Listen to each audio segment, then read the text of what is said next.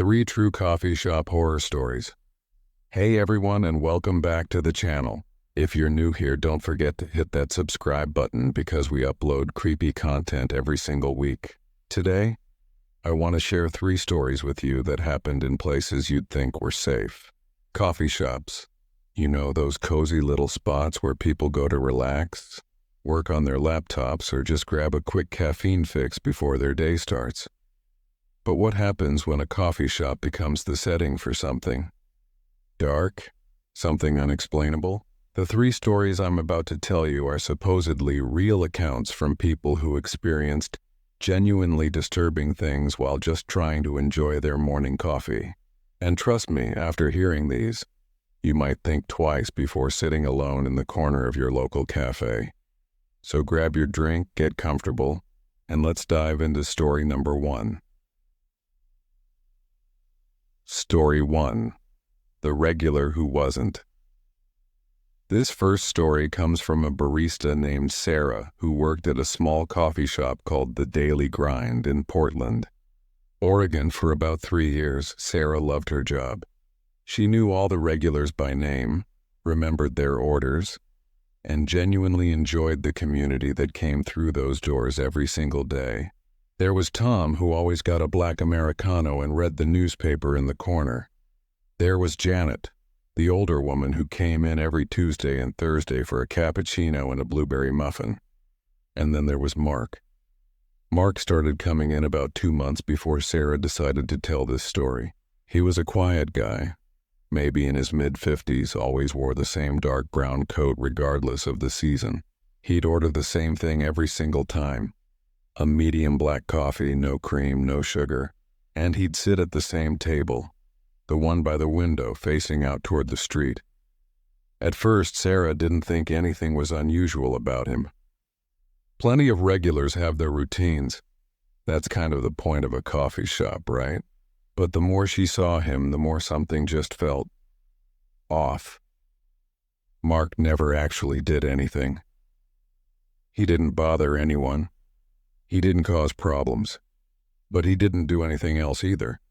He'd sit there for 3, sometimes 4 hours at a time, nursing that same cup of black coffee, and he'd just stare out the window, not really looking at anything specific, just staring into nothing. Sarah mentioned it to one of her coworkers, Jake, a few weeks in. She said, "Hey, doesn't that guy Mark ever leave?" Jake looked over at him and shrugged. Some people just like the atmosphere, I guess. But it wasn't just that he stayed for hours. It was something about the way he looked at people. Sarah started noticing that whenever someone new would walk into the coffee shop, Mark's head would turn slightly. His eyes would track them. He'd watch them order, watch them find a seat, watch them pull out their phones or laptops. Then he'd go back to staring out the window, his coffee untouched. About 4 weeks into Mark's visits, something changed. Sarah was working the morning shift. She usually worked mornings, and a girl came in. She couldn't have been more than 17 or 18 years old. She was nervous, Sarah could tell. She kept checking her phone, kept looking toward the door like she was waiting for someone or maybe expecting someone to show up. The moment that girl walked through the door, Mark's entire body went rigid. His hand, which had been holding his coffee cup, froze midway to his mouth. He stared at her with this intensity that made Sarah's skin crawl. The girl ordered a chai latte and sat down near the back, still checking her phone obsessively. And Mark just kept staring. He didn't even pretend to look at the window anymore. His focus was completely, entirely on this young girl. Sarah felt this knot form in her stomach. Something was wrong. Seriously wrong. She caught Jake's eye and looked back at Mark, trying to communicate silently what she was seeing. Jake looked confused at first, but then he saw Mark's face and his expression changed immediately. About 15 minutes later, a man walked in, mid-50s probably, wearing business casual clothes. He looked angry. His jaw was clenched and he was looking around like he was searching for someone. When he saw the girl in the back, he walked straight over to her. They started talking, and even from the counter, Sarah and Jake could tell it wasn't a pleasant conversation. The man was upset about something. The girl looked scared, and then Mark stood up. Slowly, deliberately, he stood up from his chair. He left his coffee on the table, untouched just as it always was. He walked toward the back of the coffee shop, toward where the girl and the angry man were having their conversation. Sarah's heart started racing. She looked at Jake, and without saying anything, they both moved toward the back of the shop. But before they could get there, Mark stopped. He stopped just a few feet away from the girl and the man, and he stared at the man, like really stared at him. A long, hard, intense stare, the man noticed. He looked at Mark like he had no idea who he was or why he was looking at him like that. "Can I help you?" the man said, his voice sharp and defensive. Mark didn't speak. He just kept staring. Then, after what felt like an eternity but was probably only 5 or 10 seconds, Mark turned around and walked out of the coffee shop. He didn't take his coffee. He didn't say anything. He just left. Sarah and Jake exchanged a look. They didn't know what to do. But Sarah knew something wasn't right. That stare, that wasn't just someone being protective or concerned. There was something darker in it, something almost predatory. The man and the girl left not long after that, arguing as they walked out the door. Mark didn't come back for 3 days. Sarah found herself thinking about him constantly, wondering what that was all about. Was he some kind of vigilante? Was he protecting people? Or was he something else entirely? When Mark did come back, he was different.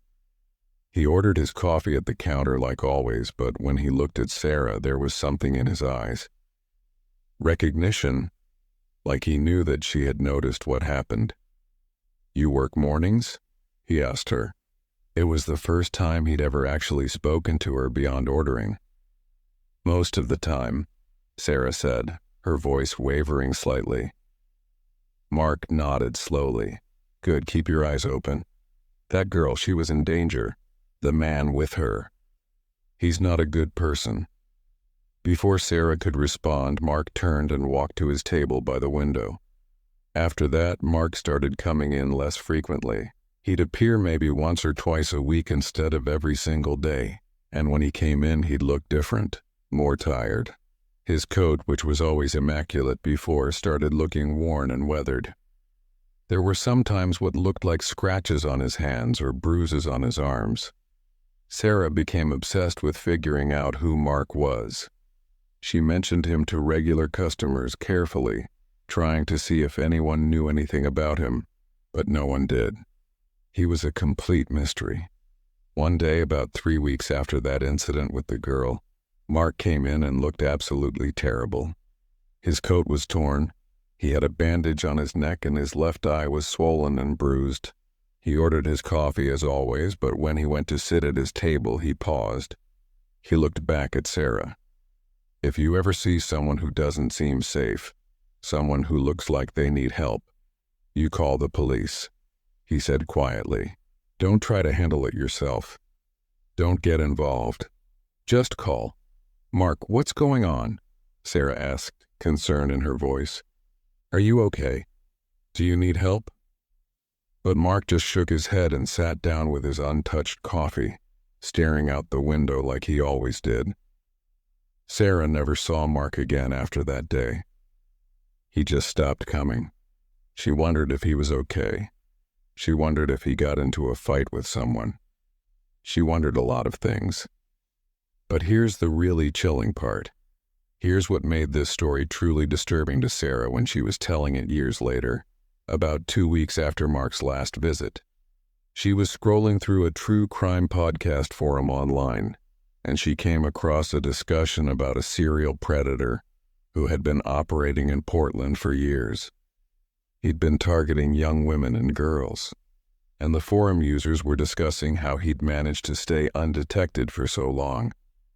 One of the comments mentioned that the predator had been found brutally beaten in his apartment, and he was currently in jail. The comment said, The funny thing is, he never even bothered to call the police for help. He just sat there in his apartment bleeding until a neighbor found him. Sarah looked at the dates. It was right around the time Mark had shown up at the coffee shop with his injuries. She never confirmed it was Mark. She had no proof. But deep down, she always wondered if that quiet man in the brown coat had been hunting the hunters. And if so, what happened to Mark? Where did he go? And most unsettling of all, was he still out there? Story 2. The coffee that wasn't coffee. Our second story takes us to a different state, different coffee shop, but an equally disturbing experience. This one comes from a college student named David, who was studying business at a university in Seattle, Washington. David was the type of guy who basically lived at coffee shops. He'd spend hours there working on projects, studying for exams, or just having a quiet place to work away from his dorm. He had a favorite spot, a small cafe called the Brew House near campus, and he went there almost every day. One Thursday afternoon, David was sitting at his usual table in the back corner, working on a presentation that was due the next day. He was stressed, caffeinated probably way too much already, but he was in the zone, you know? Just head down, focused, getting things done. A woman sat down at the table across from him. Not unusual. The coffee shop was fairly crowded that day. But David noticed her because she kept staring at him, not looking at him casually or making brief eye contact, just staring. This woman was probably in her 60s with gray hair and very pale skin. She was dressed in a long black coat despite it being a warm day outside. David tried to ignore her and focus on his work, but it was hard to concentrate when someone is literally just watching you. After about 5 minutes of this, he looked up and asked if there was something wrong. The woman smiled, but it wasn't a warm smile. It was kind of thin and unnatural. "No," she said. "Nothing's wrong. You just look tired." "I am tired," David admitted. "Big project due tomorrow." "You should rest," the woman said. "Your body is sending you signals. You should listen." This was getting uncomfortable. David gave her a polite nod and turned back to his work, hoping she'd take the hint and leave him alone. But instead, she did something that absolutely freaked him out. She reached over, picked up David's coffee cup, the one he'd been drinking from, and brought it to her face. She closed her eyes and inhaled deeply, breathing in the smell of the coffee like it was the most intoxicating thing she'd ever encountered. "Excuse me," David said, standing up immediately. "That's my cup." The woman opened her eyes and looked at him, and David said later that the way she looked at him in that moment, it was completely empty, like there was nothing behind her eyes. No person, just void. She set the cup down slowly and spoke in this very quiet, measured voice. "You need to be very careful," she said, "about what you put inside your body. You never know what's going to hurt you." And then she just got up and walked out of the coffee shop. David was disturbed, obviously. He called over one of the baristas and said, "Hey, do you know who that woman is? She was sitting here and she's acting really strange." The barista, a girl named Marcus, looked confused. "What woman?" "There's no one sitting there. The woman who was just sitting right there." David pointed to the empty chair across from him. "She was just here. She just left." Marcus looked at the chair, then back at David. "Dude, I've been watching the counter all day. No woman left. The back door is locked. It's a fire exit. And she definitely didn't come past the front. I would have seen her." David felt his spine go cold. He looked down at his coffee cup, the one the woman had lifted to her face, and breathed in. It was almost empty. He'd been drinking it for a while. But now he was terrified. What if she'd put something in it? What if the smell she was breathing in was something she'd put there? He told Marcus what happened, and Marcus looked genuinely concerned. "That's really weird," he said. "And honestly, kind of creepy. You want me to call someone?" But David said no, it was probably nothing. He was just tired and stressed, and maybe he'd misunderstood something. But he definitely wasn't going to finish that coffee. He dumped it immediately and left the coffee shop. For the next few days, David was anxious. He kept wondering if the woman had poisoned his coffee. If something she'd put in there was in his system. He felt paranoid, kept checking for symptoms of anything toxic. But nothing happened. He felt fine physically. Except his sleep started getting weird. He'd have these vivid, extremely disturbing nightmares. Not the normal kind where you're being chased or falling or taking an exam you didn't study for. These nightmares were different. They were these strange, disconnected sequences that didn't make logical sense. He'd be in a place he didn't recognize, and there would be people there. Or things that looked like people, but they wouldn't have faces. Just smooth, blank space where their faces should be. And in every single nightmare, he'd hear a voice. The same voice. A woman's voice saying, "You don't know what you're drinking. You never know what you're putting inside yourself." This went on for a week. David was exhausted from not sleeping well, from waking up in cold sweats from these nightmares. His grades started suffering. He was a mess. Finally, David went to the university health center and talked to a counselor about it. The counselor suggested it was probably stress-related, anxiety manifesting in nightmares. She recommended some relaxation techniques and possibly some sleep medication. But David couldn't shake the feeling that it was something more. Something worse. 2 weeks after the incident with the woman, David was studying at the library when he ran into a friend of his, a girl named Emma who was in one of his classes. "Hey, how are you doing?" Emma asked. "You look like death." David laughed bitterly and said, "Yeah, I haven't been sleeping well." Emma nodded sympathetically. Then she said, "Yeah, I get it. I've been having the weirdest dreams too, like super vivid and disturbing. It started like 2 weeks ago, I think." David's entire body went tense. "What kind of dreams?" "Just weird stuff. People without faces. This voice saying weird things. I don't know, it's hard to describe. My roommate said I was saying creepy stuff in my sleep, so that's not helping my anxiety." David's heart was pounding. "Emma, when did this start exactly? Do you remember?" "Like 2 weeks ago, maybe." "Why are you being so weird about this?" David told Emma about the woman at the coffee shop, about the strange interaction, about his nightmares. He asked if Emma had been to the brew house around the same time. Emma's eyes widened. "Oh my God, yes, I was there a couple of weeks ago studying.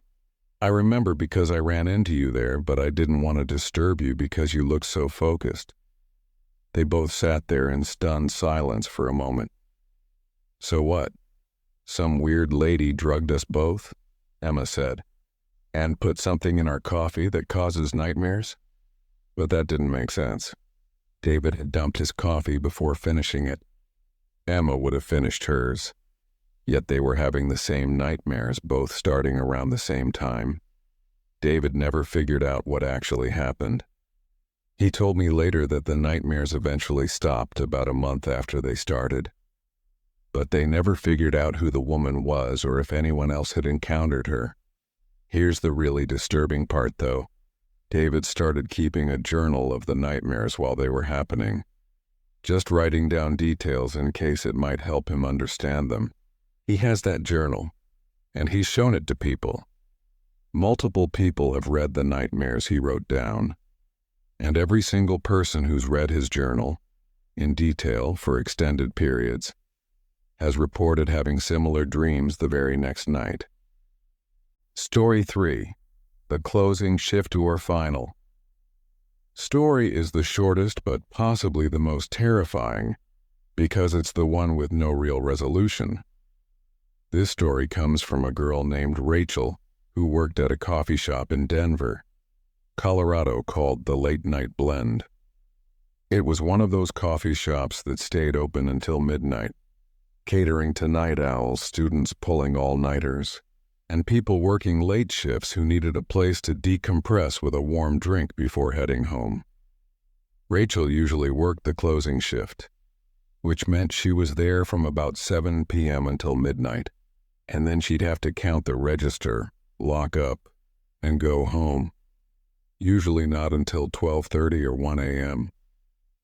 She didn't love the hours, but the pay was decent and the job was usually pretty chill during those evening hours. One night, a Thursday night in the middle of November, Rachel was working alone. It was just her and the manager, Derek, and Derek left at 10 p.m. that night because he had something going on. He told Rachel to close up like she always did. By 11 p.m., there were only a few customers left. There was a guy in the corner with his laptop working on something, and there were two other people, a man and a woman, sitting together at a table near the window. They were just talking quietly, nursing their drinks. Rachel was going about her business, wiping down the counter, restocking cups, just doing closing shift stuff. The place was quiet, kind of peaceful actually. She had her earbuds in, listening to music, not really paying attention to anything else. At 11:30, the couple by the window got up to leave. They said goodnight to Rachel as they passed by the counter, and she responded cheerfully.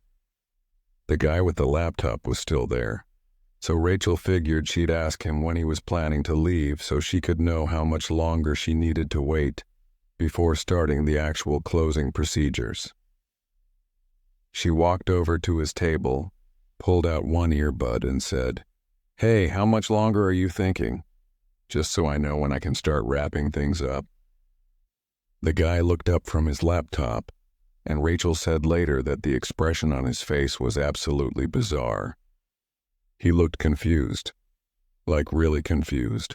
He stared at her for a few seconds without saying anything. "Are you closing soon?" he finally asked. "Yeah, in about 30 minutes, Rachel said. "I was just wondering if you were going to be here much longer or if you were about to head out." I don't know," the guy said slowly. "What time is it?"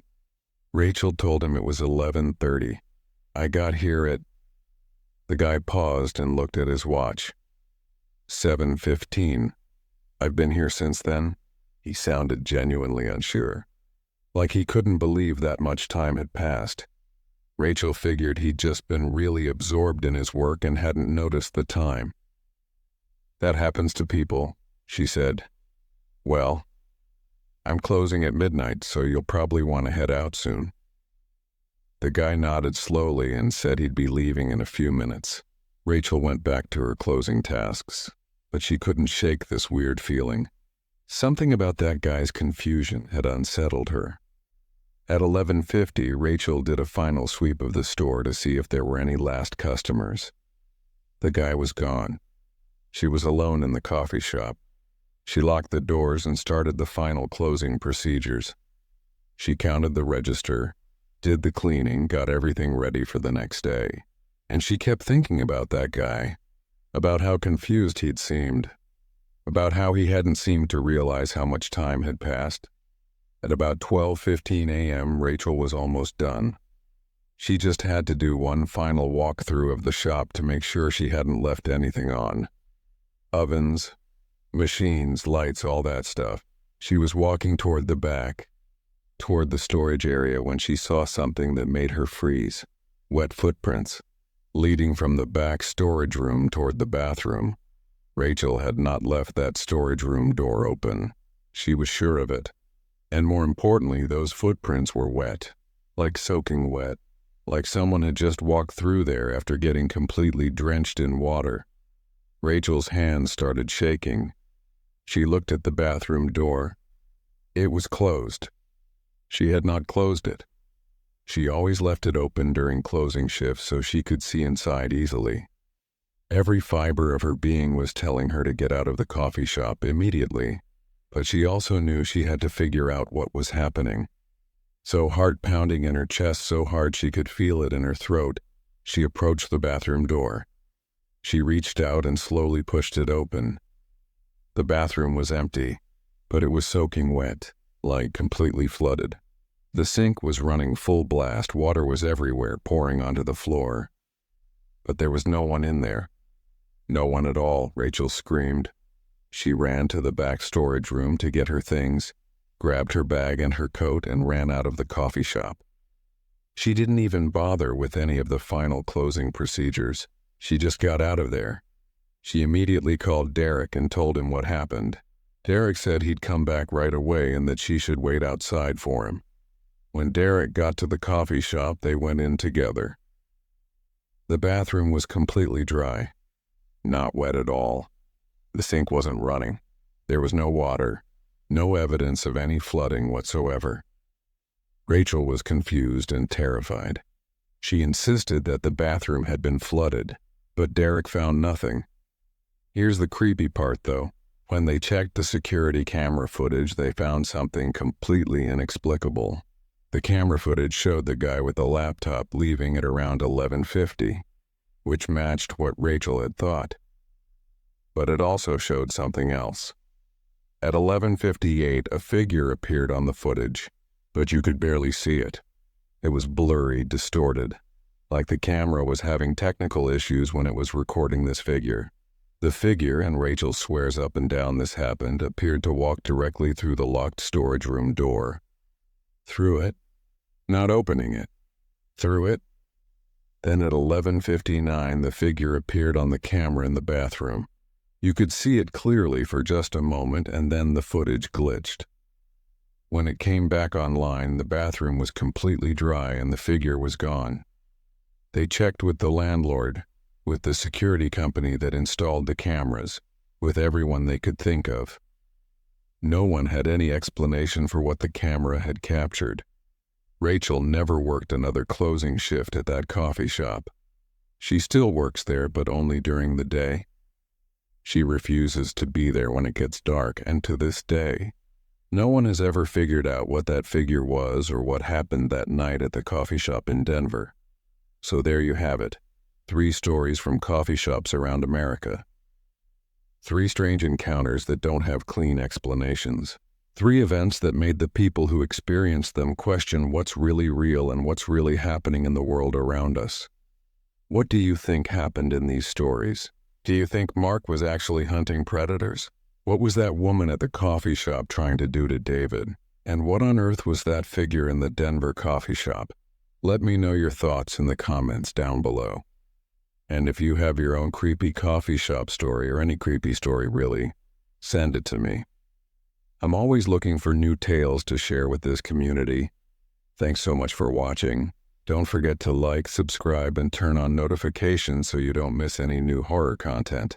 I upload every single week, and I'd love to have you back here next time. Stay safe out there and be careful what you order the next time you visit your local coffee shop. See you next time.